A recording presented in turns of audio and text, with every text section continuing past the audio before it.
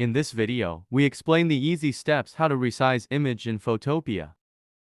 After you open the image in Photopea, please press on the crop tool. And then, select fixed size and set the size of the image you will make. I made an example by setting the image size to 1280 and 720 pixels.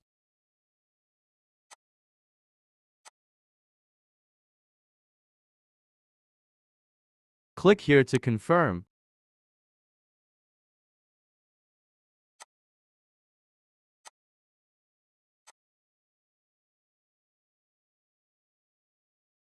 Drag the image to the top left. Then click right on the line, then lock it by pressing aspect ratio.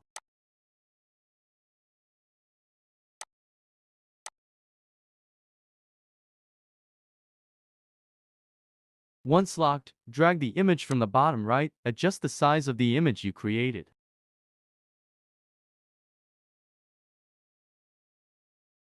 Click here again to confirm, and image resizing is complete.